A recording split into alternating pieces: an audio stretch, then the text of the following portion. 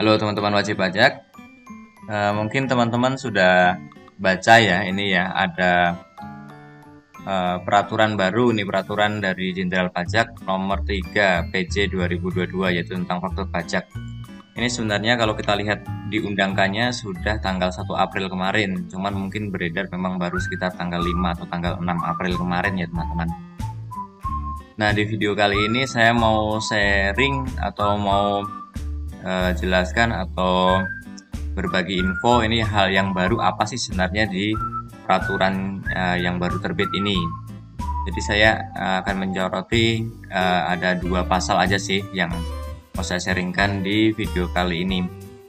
Yang pertama itu tentang saat terbitnya faktur pajak itu harusnya kapan sih.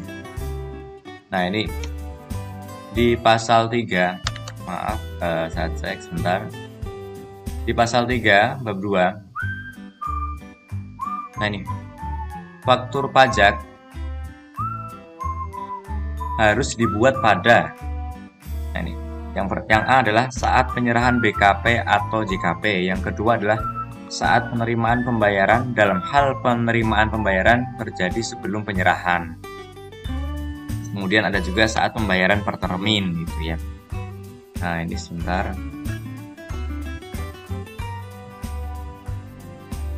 Saya mau sorotin yang dua ini ya teman-teman ya.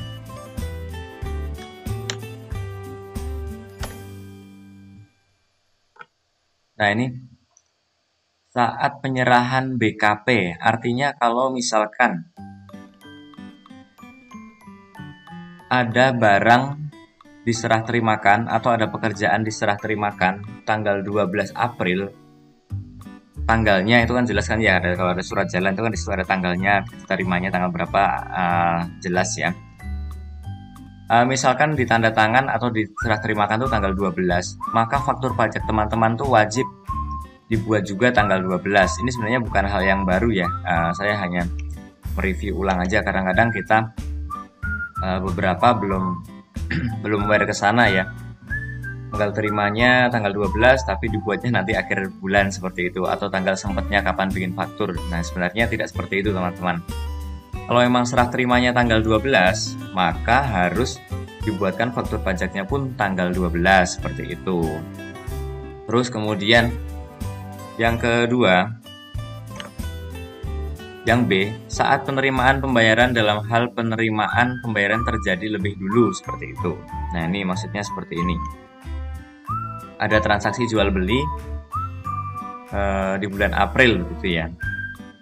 Ini contohnya tanggal 29. Tanggal 29 itu jual belinya, serah terima barangnya. Tapi tanggal 12 sudah ada pembayaran di awal seperti itu. Pembayarannya itu bisa sebagian, bisa 10%, 20%, atau bahkan mungkin sudah lunas di awal gitu ya. Nah itu faktur pajaknya bukan tanggal 29 teman-teman. Faktur pajaknya adalah tanggal 12, senilai berapa rupiah yang sudah diserah terimakan seperti itu.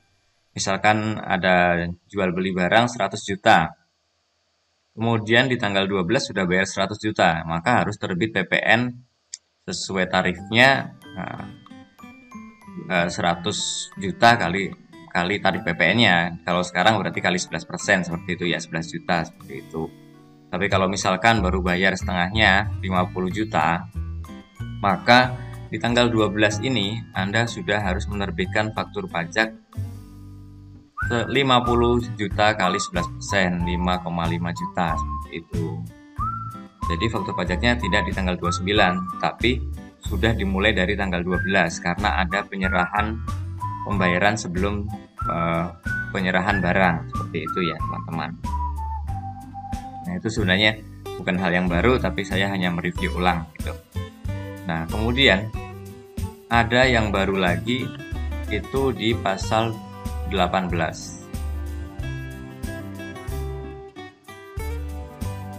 Nah kalau ini mungkin baru, sangat baru. Pasal 18.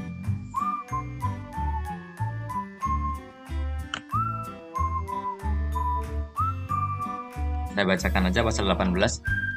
E-faktur dimaksud pada pasal 12 ayat 2. Nah, ini intinya e-faktur yang sudah kita buat tadi wajib diupload ke Direktorat Jenderal Pajak menggunakan aplikasi e-faktur dan memperoleh persetujuan dari Direktorat Jenderal Pajak paling lambat tanggal 15 bulan berikutnya setelah tanggal pembuatan e-faktur.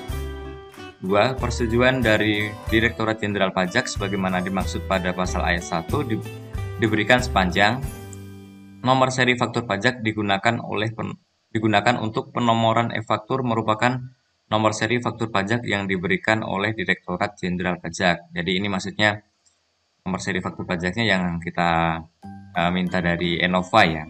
Tidak asal begitu ya, tidak asal kita kasih nomor gitu. Wajib dari Enova.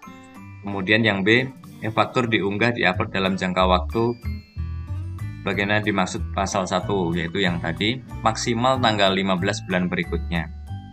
Kemudian e-faktur tidak memperoleh persetujuan yang ketiga e-faktur tidak memperoleh persetujuan dari Direktorat Jenderal Pajak maka dianggap bukan faktur pajak.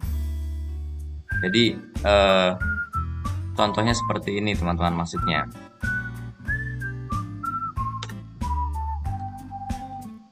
misalkan seperti ini, tanggal 29 April ada serah terima barang transaksi begitu ya.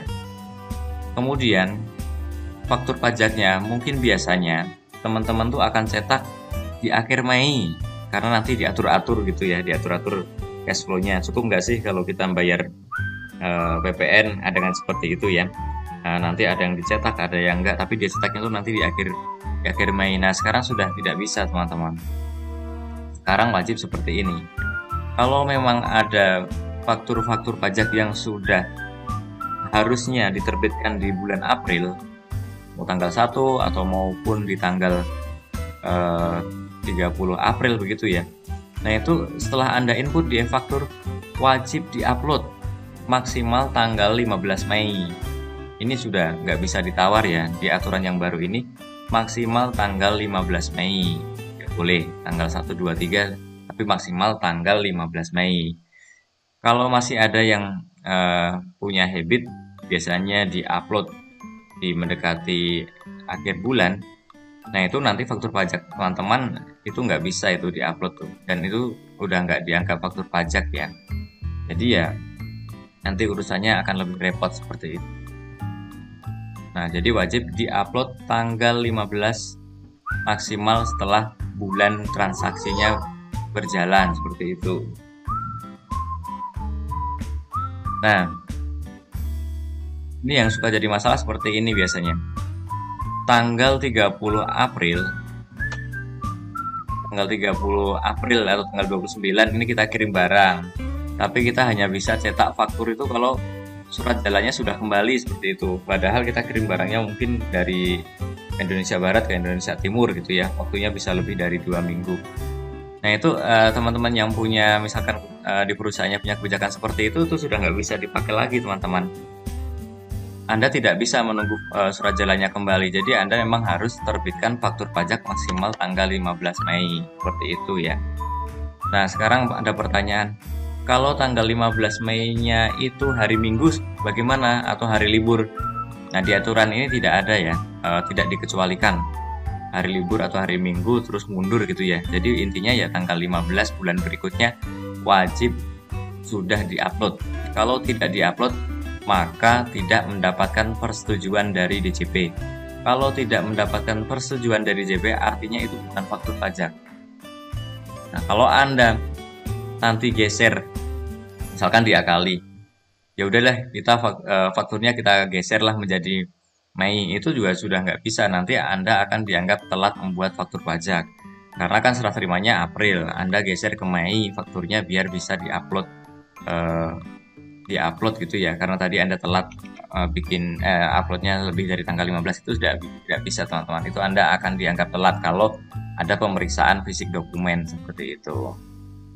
Jadi yang ingin saya sampaikan di peraturan baru ini adalah teman-teman jangan sampai lupa ya, upload faktur pajaknya maksimal tanggal 15 bulan berikutnya. Karena kalau Anda telat dari situ, maka nanti tidak akan dapat approval. Artinya faktur pajak Anda bukan merupakan faktur pajak gitu ya, meskipun bisa di PDF kan ya, kita screenshot itu kita kasihkan ke customer, tapi itu sebenarnya bukan faktur pajak yang sudah approve gitu teman-teman. Semoga video saya ini bermanfaat, menambah update perpajakan kita semua teman-teman. Terima kasih.